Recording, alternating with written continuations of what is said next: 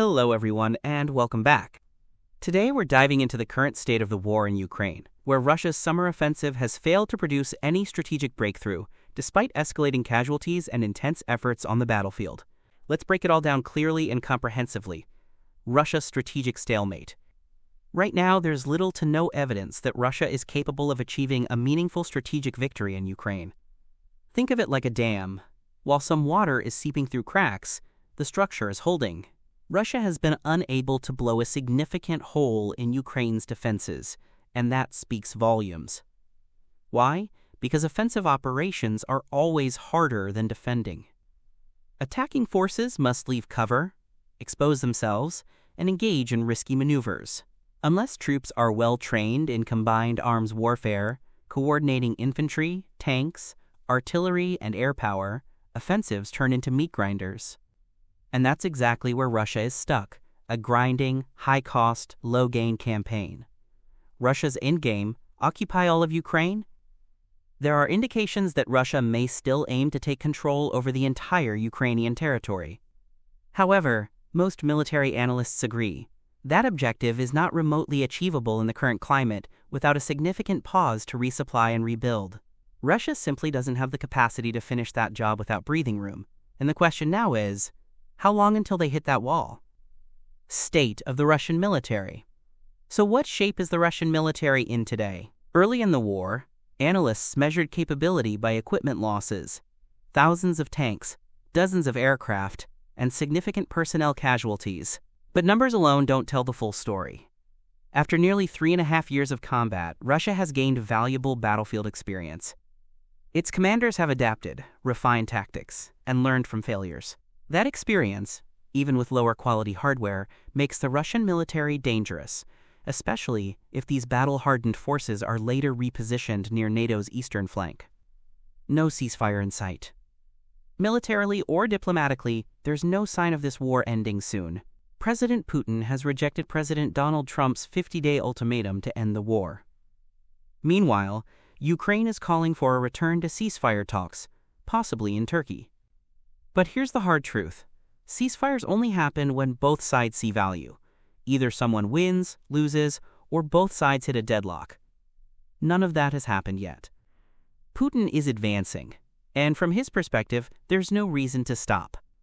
Zelensky, on the other hand, is strategically engaging diplomatically, hoping to gain Trump's support, especially if Trump returns to office. But make no mistake, Putin won't stop until he's forced to, either militarily or economically. Trump's tariff threat, game changer? Trump recently floated the idea of 100% tariffs on any country purchasing Russian oil. That would deeply cut Russia's war funding. But Trump gave a 50-day window, a move that confused many analysts and may have bought Putin time. Now Putin is playing the diplomatic game, offering potential talks, possibly even in Beijing at a World War II anniversary summit, but it's widely seen as a stalling tactic to delay harsher sanctions. Putin's minimum objective. The Kremlin's strategy seems clear. Until Russia fully secures Crimea, Donetsk, Luhansk, Zaporizhia, and Kherson, don't expect any real ceasefire.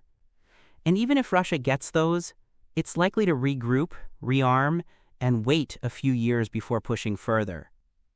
In any eventual settlement, Ukraine may be pressured to concede some territory, and Trump, if re-elected, might push hard for that outcome. But until Putin is made to stop, he won't stop. And as of now, Trump holds the leverage, but has yet to fully use it. Europe's role and American support. In Europe, the Ukraine Defense Contact Group is meeting, discussing how to continue arming Kyiv. There's been major focus on Patriot missile systems and other U.S. weapons. But behind the scenes, the real conversation is likely about how to stop Ukraine from losing. Earlier, Europe was eager to help Ukraine, while Trump's administration appeared ready to hand Ukraine over to Putin.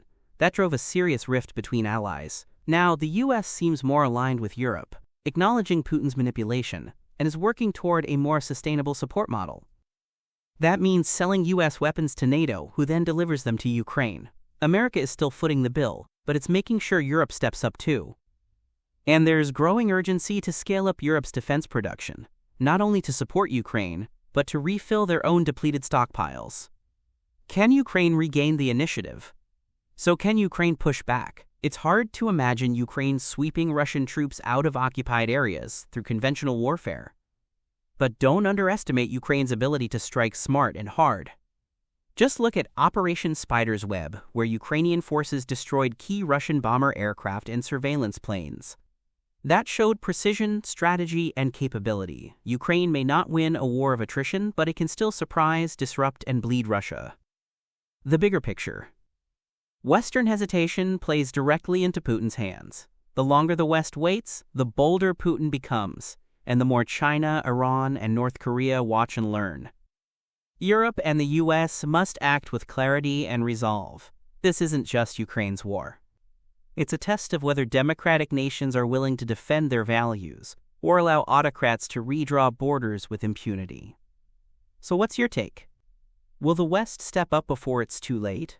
Or will Putin grind forward unchecked? Drop a comment below and let's talk about it. And if you found this breakdown useful, don't forget to like, share, and subscribe for more updates. Thanks for watching, and I'll see you in the next one.